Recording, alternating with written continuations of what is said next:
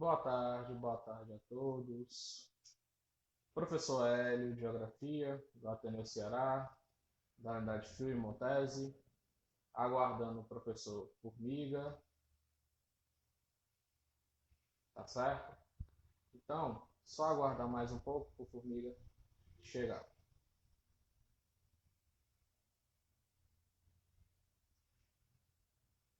Boa noite, Thaís. Boa noite, Eduardo. Boa noite, professora Rayane. Boa noite, Karen.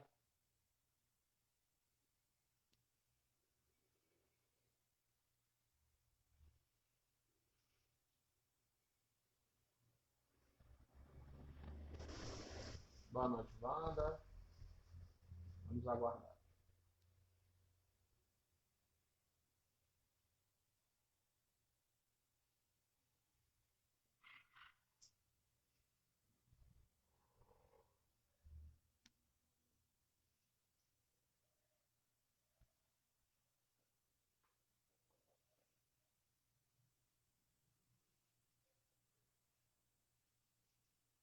Boa noite, Adriano. Boa noite, Rafael. Boa noite, Tacília. Bom dia. Jean Formiga. Este rapaz mesmo.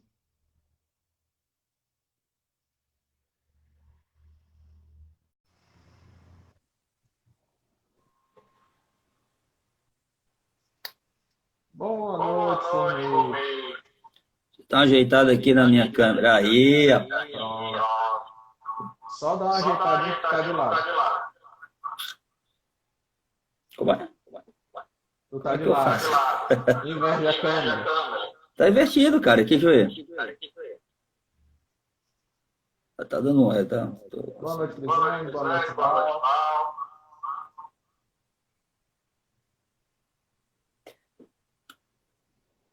Tá dando um ecozinho ainda, não sei o que é esse eco. Desliga a tua caixa de som.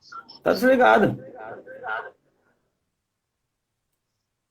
Tudo desligado aqui. Tá me ouvindo? Sim. Então pronto, acho que podemos começar. Boa noite, Crislane. Boa noite, Franci. Pronto. Vamos começar com as pessoas mais de idade. Só a pequena Fred. Professor Jean Formiga, formado em filosofia pela UES, né? Isso. E mestrado profissional pela UFC. Exato. Professor de filosofia, sociologia, história, da Unidade Fio e Montese do Ceará. Certo? Ainda tá tendo eco. Tá, eu não sei o que é isso. Faz o seguinte, Formiga, no volume, tu tá no notebook? Tô. Pronto, diminui o volume no mínimo. Já tá tudo desligado aqui. Deixa eu ver aqui. Pronto. Tá me ouvindo? Agora melhorou. Formiga, tu ainda tá de lado. Tu tá deitado. Como é que eu faço? Inverte pra cantar assim com o celular. Tá. Fica assim. Eu coloquei, a minha tá na horizontal. Eu boto na vertical. Ah, é que vai desmontar tudo aqui, cara. Coloca tudo na vertical. Não, a minha tá ok. A tua que tá na vertical.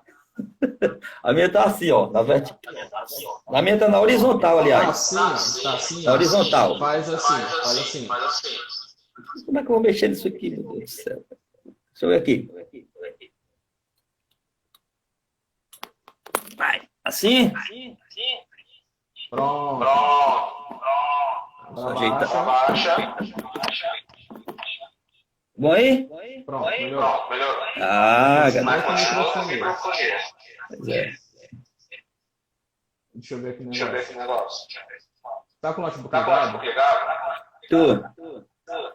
Tem como fechar? Vai atrapalhar? Vai. Vai falando aí que eu vou dando uma olhada aqui. Pronto. Desativa teu som.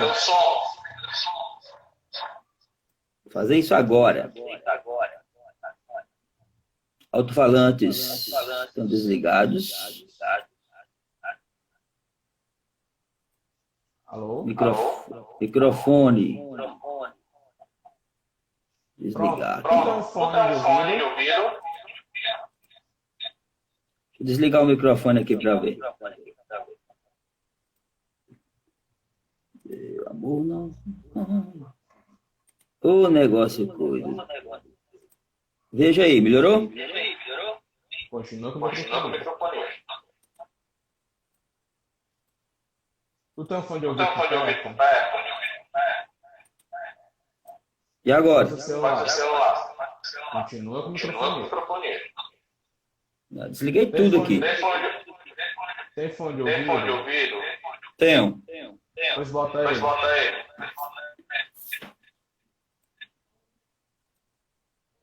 Pegar aqui. Vai lá, vou sair aqui um pouquinho. Pode já. Tá certo. Então vamos lá, né? Uma questão que cai muito no Enem é sobre o ambientalismo brasileiro. No nosso país, nós temos os maiores biomas. Pronto, acho que agora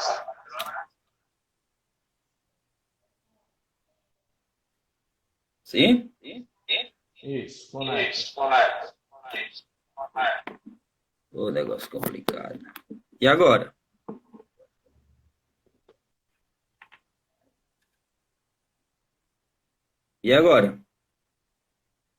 Tá ouvindo? Pronto, acho que diminuiu. Melhorou?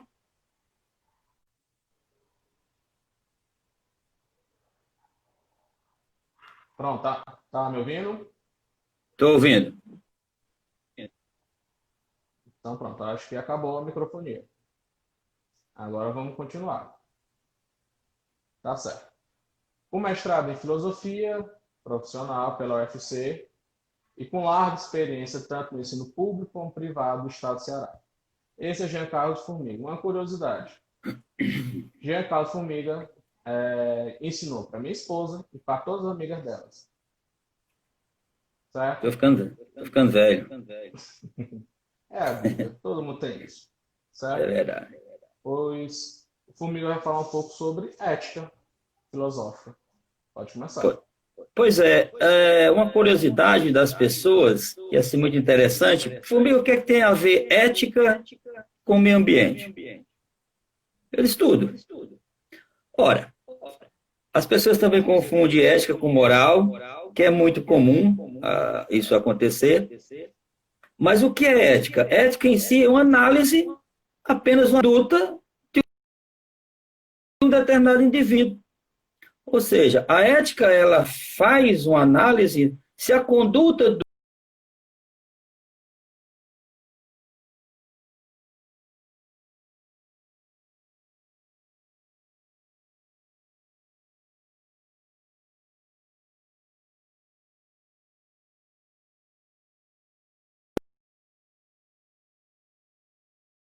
investigação de uma ação obrigatória moral, para saber se essa ação está correta. Isso em qualquer meio em que o ser humano ele venha agir, ou ele esteja agindo, inclusive o meio ambiente. Então, resumindo, o que é ética? Ética, na prática, ela é uma análise das normas, das regras, das leis, né, e dos aspectos culturais. A diferença da ética para a moral é justamente que a moral está ligada às normas, às regras, às leis. E a ética faz uma análise se a conduta do indivíduo está moralmente correta. Ou seja, se a conduta dele, a sua ação, está ligada à lei, está de acordo com a regra, está de acordo com a norma, está de acordo com a cultura que ele está inserido.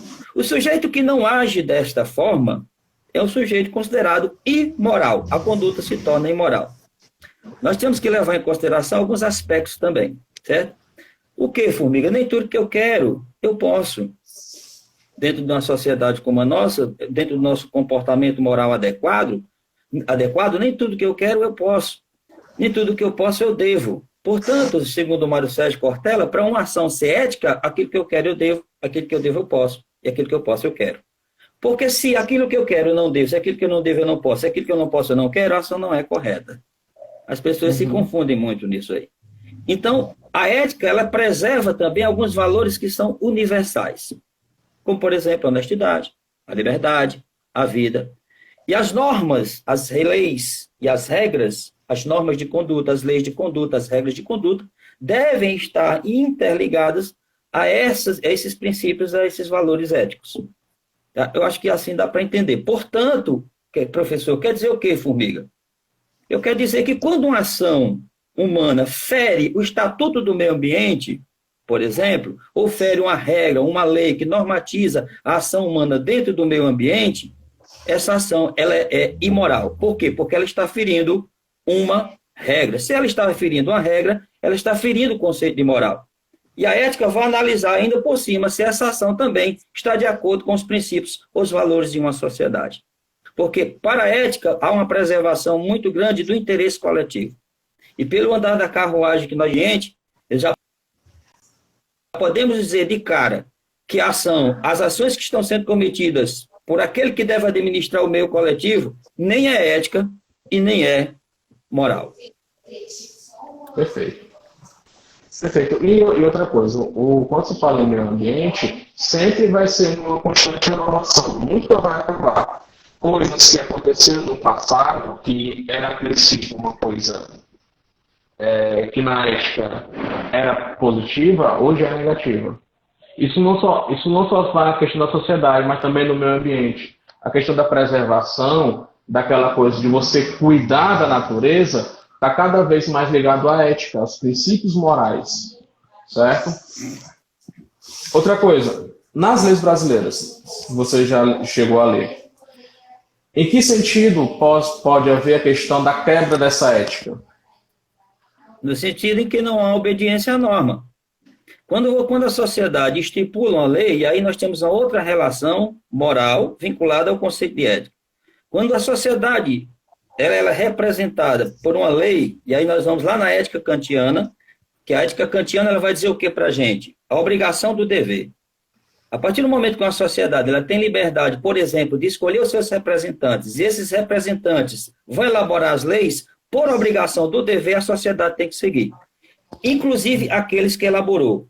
Quando você fere o acordo, ou seja, as normas, as leis e as regras, você está ferindo o princípio moral. Portanto, a ação ela é imoral. Uhum. No caso das leis brasileiras relacionadas ao meio ambiente, o que nós estamos vendo aí é o que a lei diz e o que está sendo feito. Totalmente ao contrário. Portanto, a ação, dentro do ponto de vista moral, se a gente for analisar dessa forma, não é moral, é uma ação imoral. Porque uma ação imoral é aquela que fere justamente o acordo da elaboração das normas. E a ética faz essa análise também situacional dessas ações e vai concluir também que o ferimento de uma norma, já que foi o coletivo que através dos seus representantes elaborou, vai também ferir o princípio ético. Show, perfeito, perfeito. Muito bom. Outra coisa, há princípios éticos que podem ser modificados com o tempo em relação ao meio ambiente? O princípio ético, as normas éticas, os valores éticos, eles são universais. Eu posso te dar um exemplo aqui rapidinho. Liberdade. Cumprem aqui. Ela deve valer em qualquer tempo, em qualquer local, em qualquer época. Não se pode tirar o direito de liberdade de ninguém, é um princípio universal inalienável. Mas, o que acontece? O que pode ser modificado são as normas morais. Vamos lá, vou dar um exemplo aqui. Daqueles 3 pontos que eu falei, eu quero, devo e posso. Tá? Eu, professor Formiga, eu gosto muito de brincar com isso com os meninos, eu adoraria tomar banho nu na chuva, no meio da rua. Eu posso? Posso. Eu quero, tenho a vontade. Eu posso. Ninguém vai me impedir. Eu não devo. Por que eu não devo? Porque existe uma regra dizendo que se eu fizer isso é atentado ao pudor. Em algumas culturas isso é absolutamente normal. Absolutamente normal. A bigamia, por exemplo, é normal, que não é aqui. Seria ético, professor? Eu diria que não seria moral, mas dentro do ponto de vista ético, nenhum problema. Show. Uma coisa, dos anos 80 para frente, as leis sobre ambientais estão cada vez mais se modificando, se atualizando.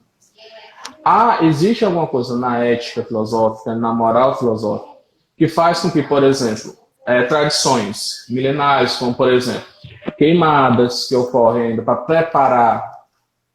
preparar o solo, que hoje, cientificamente, é comprovado que não serve suficientemente bem.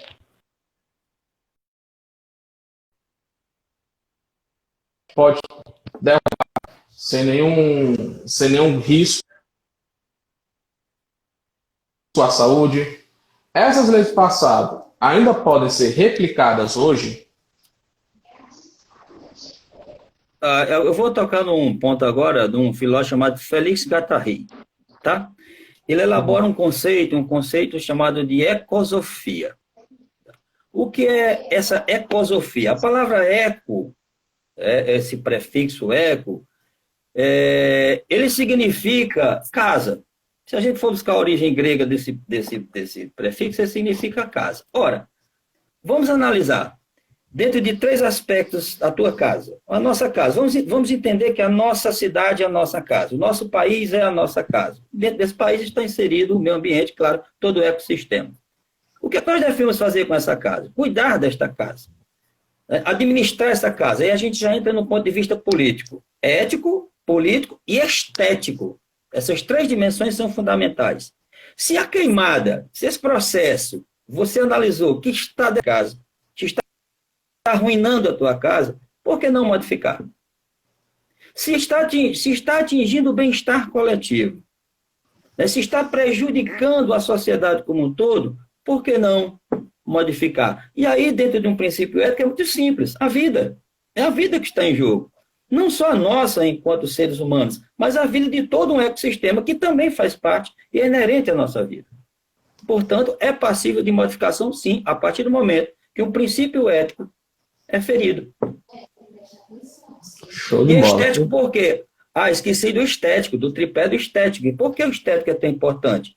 Se a gente for estudar a estética clássica, lá em Platão, lá em Aristóteles, harmonia. O que é estética? Nada mais é do que algo harmônico, algo simétrico. E o que há de mais harmônico na natureza? Se essa natureza não mantém a harmonia, quem paga o pato, vamos dizer assim? A sociedade, em geral. Então, esse tripé entre administrar a tua casa, que é a questão política, rever as normas morais de conduta da ação humana e essa questão da harmonia é fundamental para o meio ambiente. Show. Uma coisa assim. Agora eu queria que você falasse um pouquinho, aí você me ajudasse aqui um pouquinho na garganta. Show de bola. Agora eu vou falar agora a minha parte. Jogando para a questão ambiental, logicamente. O nosso país já é sabido de todos, todo mundo sabe, não é segredo para ninguém, que nós somos o país com maior biodiversidade do mundo. Isso todo mundo já sabe. Isso, se eu posso falar com certeza absoluta, hoje está havendo guerra por petróleo. Daqui a 50 anos vai ser por água. E aqui nós temos muito. Só uma comparação. De 100% da água disponível do planeta, 97% é salgada. 3% é doce. 2% está em geleiras ou na água subterrânea. E desse 1%, 0,3% está no nosso território. Então, a questão ambiental sempre foi e sempre é de um interesse público, especialmente a partir do pós-regime militar, que até mesmo o regime militar se preconizou você tem leis dessa época, como o Código Florestal. O primeiro código foi de 65, foi atualizado em 2012. E, além disso, nós sempre tivemos uma problemática daquela questão. Até onde vai nossos problemas relacionados ao meio ambiente. Em termos históricos, eu acho que tu sabe bem uma questão histórica. A questão da ocupação e uso da terra no Brasil começou pela Mata Atlântica, lá pelo Nordeste, pelo Nordeste, por Pernambuco, passa pela região sul, indo dos anos 60 para cá, subindo o Cerrado, passando pela Amazônia. A partir do momento em que se começa essa ampliação desse desgaste, você também trabalha a questão da ética. Até onde vai esse uso indiscriminado do solo. Certo? E a partir dessa ética, princípios que fazem com que isso seja feito para a preservação ambiental. Tá certo? Infelizmente, mesmo com todo o arcabouço de leis, nós temos leis pesadíssimas. Só para ter uma ideia, Formiga, o IBAMA e o INCBio, que são órgãos públicos, que a princípio servem para preservar o meio ambiente, já multou praticamente R$ 1 bilhão só em crimes ambientais, de 2015 até 2019. Certo? Então nós temos leis que são pesadas em comparação a outros países, por exemplo. Mas, infelizmente, nós temos problemas sérios. Perca de biodiversidade por vários fatores. Aí você inclui desmatamento, queimadas, que são problemas que recorrem desde a era colonial. A Mata Atlântica hoje, infelizmente, que seria, na minha cabeça, seria hoje um grande trunfo para o ecoturismo, mas só tem 10% preservado, o resto está totalmente ocupado. Só esse problema, além da caça predatória, certo? Praticamente todo dia você tem apreensão de animais silvestres, e isso prejudica a biodiversidade. Só uma coisa, eu sempre falo com meus alunos, quando fala sobre questão ambiental. Se você vê um sapinho dentro da sua casa, vê um calango que anda por aí que só, não mate, em hipótese alguma, porque ele é um controle natural.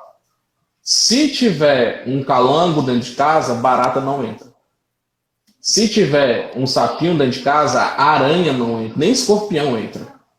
Então, e são animais em que, infelizmente, entram nas cidades porque fora dela está totalmente devastado. Certo? Nós temos perda da biodiversidade, Amazônia, Cerrado e a Mata Atlântica, a Caatinga também.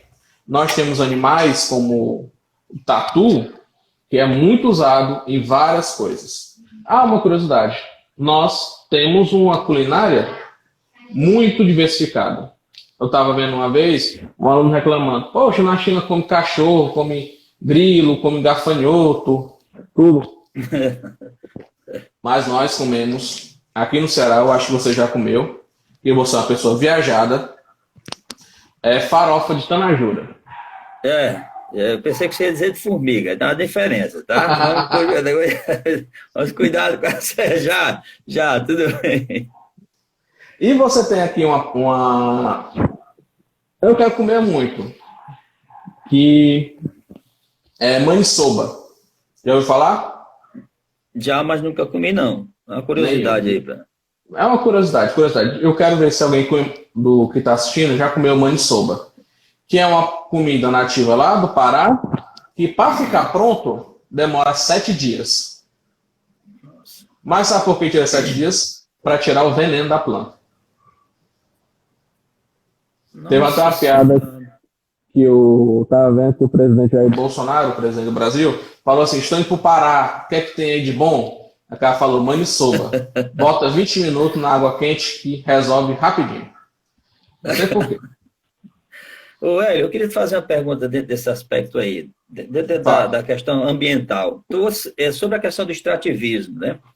Uhum. Você acredita que pode ocorrer um extrativismo ecologicamente sustentável? Sim. O extrativismo sempre pode ser sustentável. Por exemplo, tem projetos na Amazônia que fazem época chamada época de defeso, que só pode fazer pesca em épocas em que não está na época de acasalamento, porque com o desenvolvimento da ciência nós sabemos praticamente 95% de toda forma em que está na hora da procriação e está na hora do abate. Então nós temos na Amazônia, no Cerrado, no Pantanal, várias pesquisas, vários projetos que trabalham o extrativismo ecológico. Além disso, a outro extrativismo, por exemplo, não dá para ver por causa das limitações do Instagram. Mas, por exemplo, há trabalhos de florestamento em que você pega uma fazenda, por exemplo, para madeira, para extrativismo vegetal. E lá você consegue. Nesse lote, por exemplo, tem uma fazenda com 20 lotes. No primeiro lote, extrai toda a questão da madeira. Terminou tudo isso, aquele fica em repouso. Aí, quando dá um ciclo no 20º módulo, volta para o primeiro. E quando o primeiro está lá, vamos dizer, já está lá, as plantas já estão maduras, já estão prontas para ser extraída. Inclusive todo tipo de extrativismo mineral também. Nós tivemos um problema muito sério nos anos 80, eu acho que até pode cair na prova, que é sobre a Serra de Carajás. Hoje a Serra de Carajás já há todo um trabalho para a preservação ambiental, para não ter tanto uso do mercúrio. E você hoje tem vários ramos da geologia que trabalham essa questão dos minerais. Então, cada vez mais nós temos essa questão da preservação e de uma coisa em que, eu até anotei aqui, que se começa lá no Clube de Roma, nos anos 70, e prossegue até o Acordo de Paris, que é sobre o chamado desenvolvimento sustentável, em que eu cresço economicamente, mas sem perder a biodiversidade. Antigamente, muito antigamente, nos anos 60, anos 50, a negada de uma floresta desmatava tudo, certo? Hoje nós temos leis, como por exemplo, lei de zoneamento urbano, que vai limitar essa questão. Área preservada, área residencial, área industrial, e tudo isso levando à questão da preservação ambiental. Mas, infelizmente, voltando um pouquinho dos problemas, além da perda da biodiversidade, nós temos problema de desertificação, que é um problema muito sério. Aqui no Ceará, tirando um pouquinho do Enem, voltando para a UES, pode cair muito que nós temos o maior núcleo de desertificação comprovada no Brasil, que fica em Irauçuba. Certo? Inclusive, ontem chegou a aproximadamente 40 graus de temperatura, pouco. Nossa. Certo? De máxima. E o processo que nós temos, que eu preciso falar bem, e que vai puxar para as políticas de preservação ambiental, é duas coisas. Contaminação pelo esgoto residencial e industrial e o desmatamento de florestas e matas ciliares. É um problema muito sério, é o principal, como posso falar, são os principais problemas em que o ser humano passa hoje no Brasil. Certo? Só te fazer uma pergunta. Na questão do esgoto, em que sentido a ética e a moral entra nesse quesito? Na questão da reciclagem, a questão da ética, se deu para entender. Eu volto a bater na teoria do Félix Guattari, né? No conceito que ele dá não de uma filosofia ambiental, mas quando ele diz que o nosso sistema ambiental ele está em perfeita harmonia, né? Por isso que ele vai dizer que o prefixo eco ele veio do grego oiko, que significa casa. Aí eu me remeti à ética clássica. Acabei de me lembrar de Aristóteles, né? Da polis. Você falou em esgoto, quando você falou nas questões sanitárias, eu me lembrei das polis gregas, onde o cidadão, porque a gente tem que analisar o aspecto ambiental também como um ato de cidadania. Não sei se você concorda comigo. Um ato político administrativo e de cidadania. É um dever do sujeito zelar pelo local onde ele mora. Muito simples. Eu lembrei da polis grega, né, onde essas virtudes de preservação da cidade, e aí falando na questão sanitária, era muito comum, muito forte no grego. E existia uma diferença entre aquele que preservava a sua cidade, cuidava dela em termos sanitários, de limpeza, de segurança, né, polis, por isso que vem a polícia, né, vem da polis, da segurança, e aquele que se preocupava na conduta correta da ação em preservação do bem-estar da sua cidade era chamado de politikos. Esse sujeito que seguia a norma ética da cidade, seguia as normas de conduta e da ação, e aí em todos os aspectos, inclusive no saneamento básico, era chamado politikos. Ou seja, traduzindo, aquele sujeito que se preocupava com a vida da sua cidade. Então, nesse conceito, que depois foi traduzido para a cidadania, um conceito já latino, um conceito já romano, dentro desse conceito, todos nós somos sujeitos de ação moral, né, e, consequentemente, seres políticos. Aí você me pergunta, e aquele sujeito que não agia de acordo com a moral estabelecida ou com o conceito de ética da época? Porque a ética, para Aristóteles, ela preservava algo muito interessante, o eudaimon. O que era o eudaimon? A felicidade coletiva. E o que era a felicidade coletiva? Era a felicidade da cidade, do local onde o indivíduo morava. Se a cidade está feliz, se o ambiente está feliz, consequentemente o cidadão ou o politikos também. Mas isso não existiria se não partisse do próprio sujeito, da sua vigilância. E aquele formiga que agia de forma imoral, não estava nem aí para as regras, não estava nem aí para as normas de conduta, esse era chamado de idiotés. Esse sujeito era um sujeito que ele não estava nem aí para a cidade, era um sujeito que estava em desarmonia perfeita com o eco, né? Com o oikos, ou seja, com a sua cidade. E, infelizmente, na nossa sociedade hoje nós estamos vivenciando esse momento de idiotés. Tem idiotés para tudo quanto é lado, não sei se você concorda comigo nesse aspecto. Na devida proporção, com certeza. E nós estamos passando por um processo de pandemia, infelizmente, em que você vê várias e várias formas de... Como é que é o nome? Idiotés. Traduzindo para os termos hoje, é que sujeito alheio. A cidade não estava nem aí. Nós temos um nome mais bonito hoje, moderno, né, mais contemporâneo, vamos dizer assim, que nós chamamos de analfabeto político. Mas vamos lá. Voltando para cá. Mas o que acontece? Voltando para a questão ambiental no Brasil. Tudo que aconteceu no Brasil sempre começa fora, depois vai para dentro. Nós nunca tivemos nada no Brasil, em termos de política ambiental, que começou aqui. Nós sempre vemos lá fora para depois chegar aqui. Dentro dessas políticas ambientais, reflorestamento, certo? O Brasil só começou a olhar quando... Aí um aluno meu perguntou, professor, vai falar sobre questão econômica? Sim. Hoje, infelizmente, as políticas ambientais no Brasil, eu não falo só de questão política, mas também questão social, da sociedade civil, que nós temos problemas em que nós só prestamos atenção quando alguém de fora reclama. Certo? Ano passado nós tivemos problemas seríssimos com relação às queimadas, e esse ano também, mas infelizmente só vai pegar moda, só vai ir para os jornais, passar no Jornal Nacional, primeira parte, quando vier de fora. Certo? É a questão do reflorestamento também. As ONGs internacionais motivadas pela Rio 92, pela Conferência de Estocolmo, pelo Protocolo de Kyoto, pelo Acordo de Paris, começaram a ter que criar políticas públicas de reflorestar áreas degradadas. Porque, quer queira, quer não, você reflorestando, você renova os solos. Tá certo? E reintrodução de animais. Nós temos um projeto, e quem está assistindo pode conhecer aqui no Ceará, onde é ali perto de Aquiraz, esqueci o nome agora, Almofala. É um pequeno vilarejo, lá tem um projeto Itamar, que é de reintrodução e preservação de tartarugas, que em épocas de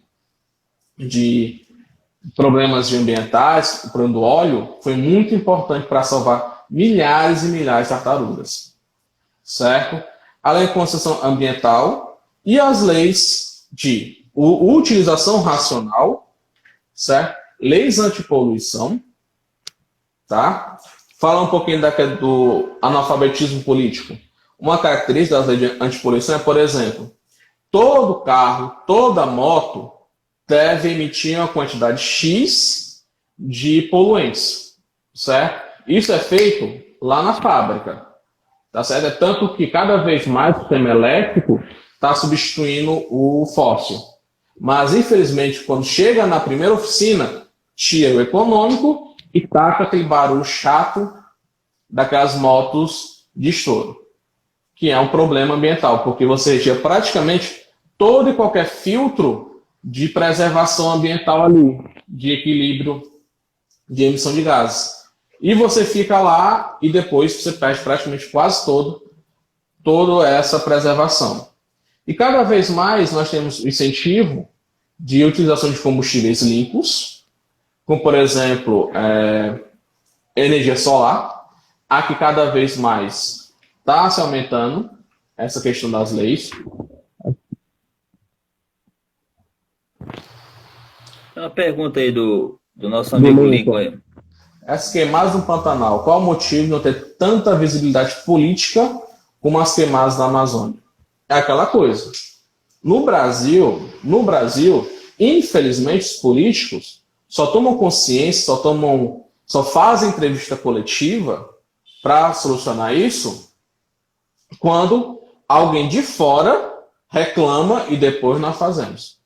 A Amazônia, é uma coisa que eu sempre falo, ela tem a maior quantidade de água doce do mundo, ou seja, qualquer coisa que aconteça lá sempre vai ser motivo de conversa em outros países. E o Pantanal nem tanto. Certo? Esse é o seu problema. Nós temos um pouco parar de só olhar para a Amazônia e olhar para outros. O Cerrado sofre todo ano com queimadas. O Pantanal também. E outra coisa, só para ter uma ideia, no Pantanal tem quase 25 mil focos de incêndios hoje. Só hoje. E o Pantanal vai do Mato Grosso do Sul e o Paraguai. Enquanto na Califórnia, que já é praticamente todo dia passa, as queimadas também são fortes. Mas como é fora, é States, é gringa, dá mais destaque do que aqui a nossa. Certo? Nós temos esse problema de nós não conseguimos equilibrar a questão de onde investir. Certo? Só outra coisa, por exemplo, na Amazônia tem aproximadamente 2.000 ONGs, só lá regularizado. No Pantanal não chega nem a isso. Certo? Muito em relação a essas coisas. Eu me lembrei agora de um tratado que Aristóteles escreveu sobre os animais. Uhum. E dentro dessa escrita dele, ele fala na questão muito do equilíbrio, né? A importância do equilíbrio do ecossistema para se estabilizar a própria sobrevivência humana.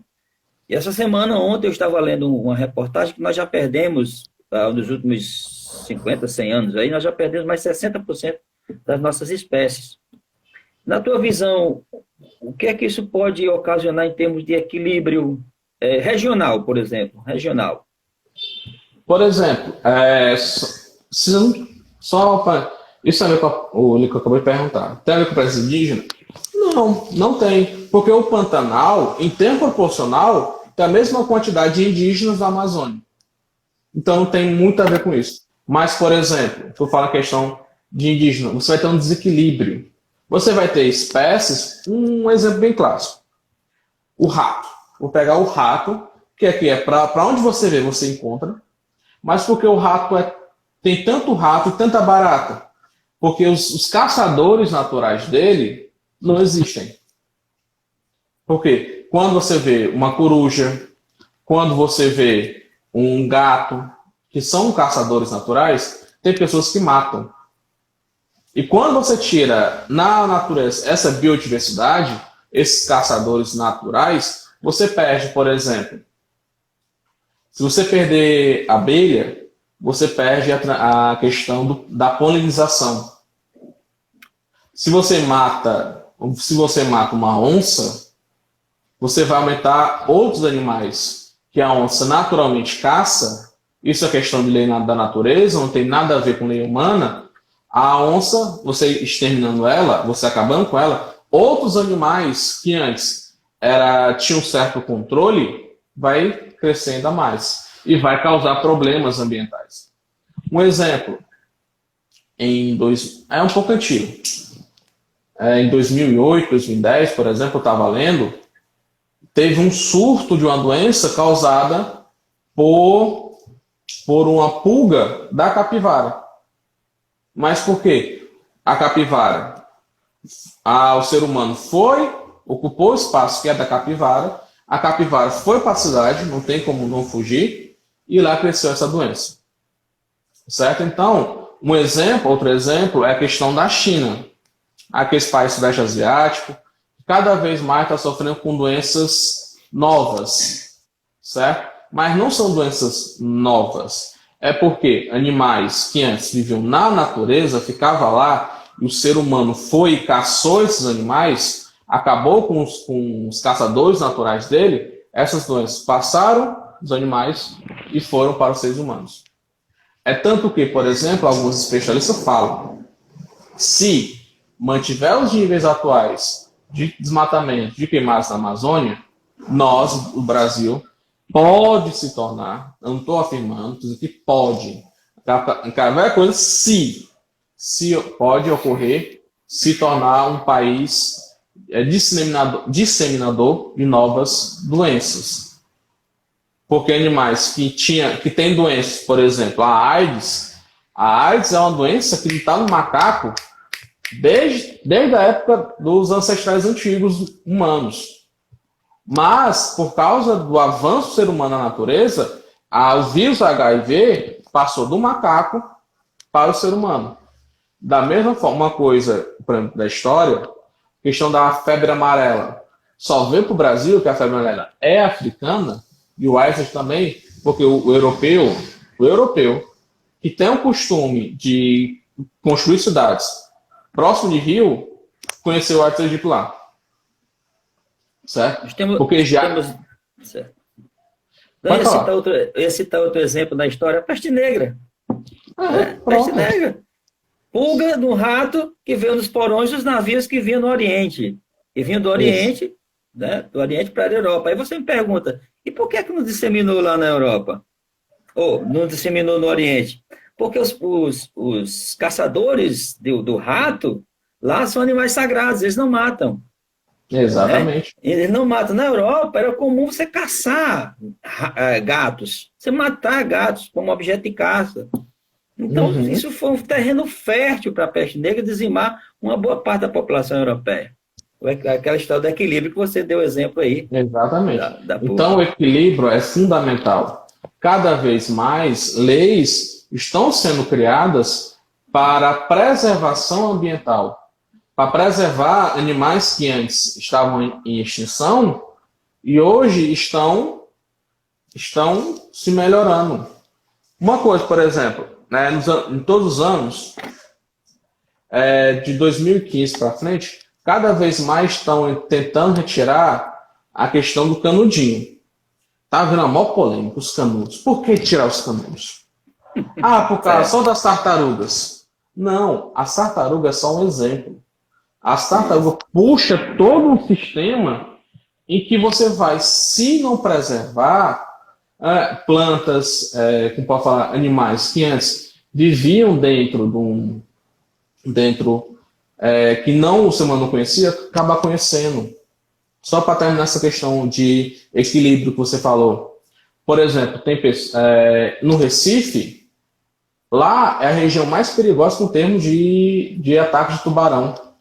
Isso. Mas não é por causa da natureza, não é por causa do animal que é altamente violento, é um tubarão branco. Não, tubarão marrom. Ele é altamente calmo. Em Fernando de Noronha, os mergulhadores mergulham, só falta abraçar eles. Mas porque o ser humano construiu um porto de Suape, fechou praticamente todo aquele rio, o rio Capibaribe, que era berçário do tubarão marrom. Lá, o tubarão ia para lá, procriava, deixava os filhotes para depois voltar para lá. O tubarão marrom é um dos animais mais dóceis do mundo. Certo? Da vida marinha. Então, nós temos essa problemática. Só lembrando aí que nós temos 40 minutos. Tá certo? É rápido, né? Instante passa, né? Eu acho que nós temos que ter cuidado aí, porque senão fecha, né? É só uma hora. Isso. Fecha. Uma hora fecha do nada e não tem despedida. Nós temos aqui o João Paulo, temos o Espaço Bumbum Dourado, eu não sei o que é isso aí. Isso aí já não é comigo. Não sei quem é essa pessoa, mas prazer. Um prazer, João Paulo. Deixa eu ver quem mais. Aline, Juarez, grande professor. Juarez, matemático. Grande pessoa, de tamanho nem tanto. O Lincoln entrou Cristiana, aí sorrindo. Elaine, aquela Caiane, João Paulo. Tem alguma pergunta aí para nós? Tem alguma pergunta, Lincoln? O pessoal que está assistindo?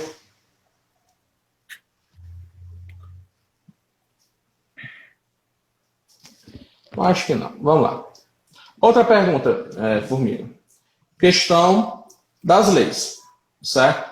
Há como, por exemplo, uma lei universal sobre ética ser modificada a partir de vários processos sociais? Me lembrei agora de um conceito do Jean-Jacques Rousseau sobre a lei. O que é a lei? A lei é uma falsa impressão de liberdade que você tem. Ela pode ser modificada a qualquer momento de acordo com os seus interesses. Se você analisar que quando o Brasil nasce, ele já nasce com um projeto definido de colônia de exploração, as leis de lá para cá, se a gente fizer um levantamento, elas estão de acordo com o aspecto econômico. Isso é muito comum no Brasil. Não existe lei ética. A ética, ela preserva princípios universais. As leis, elas estão restritas à moral, que são um conjunto de normas, de regras, né, que está de acordo com a moral. E no Brasil, países como o nosso, que tem no seu histórico, né, a exploração como definição econômica, é muito comum se mudar as leis constantemente para obedecer a essa concepção econômica, a esse mercado. Dentro do ponto de vista ético, isso é completamente condenável, porque muitas mudanças na legislação, ao invés de trazer um bem-estar social coletivo, né, de preservação da vida, de preservação da liberdade, né, de questão de justiça mesmo, como um princípio ético, são desfeitos. Nós estamos acabando de ver uma conjuntura política nesse país de modificação de normas em cima de normas que estão trazendo muito mais prejuízo ao coletivo do que propriamente bem-estar. Desde o ponto de vista ético, isso é altamente condenável. Por quê? Porque a legislação que está sendo escrita aí está indo em confronto, em direção contrária aos valores. Se você notar, a campanha política que foi feita foi uma campanha política toda voltada em cima dos desvalores, vamos dizer assim, que a moral prega, o que a moral vem que a ética vem pregar. O valor da vida foi jogado no lixo. Você tem a questão do racismo, questão de gênero. Tudo isso foi jogado no arcabouço. E as leis estão caminhando em confronto direto contra esses princípios. Infelizmente, esse conjunto de crenças, de valores, que nós chamamos de moral, que é certo, que é errado dentro de uma ação coletiva e conjunta, está se desmoronando no nosso país. Show. O João Paulo está perguntando, a lei seria bom senso? É isso? Depende. Muito bem. Depende. Se essa lei ela se aproxima de um conceito ou dentro de um princípio ético, com certeza. Se não... Agora, definir bom senso, o que é que você entende por bom senso dentro de uma sociedade como a nossa?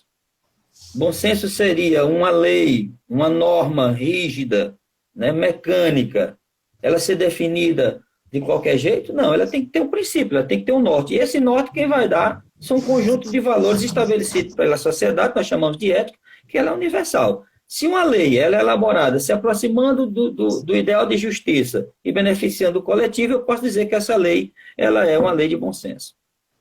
Show. Para terminar, para encerrar, já está dando um tempo.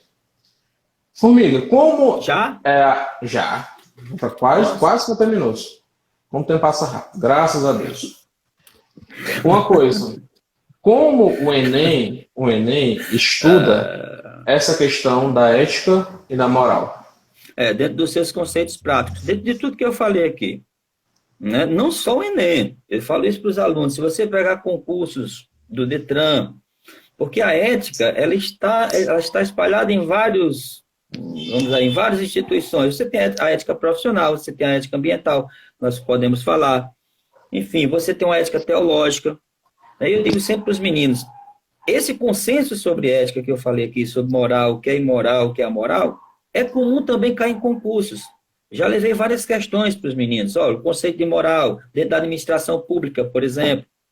Né? Você deve saber disso. Os princípios que regem a administração pública, por exemplo, da impessoalidade, ou da publicidade, nada mais são do que princípios éticos.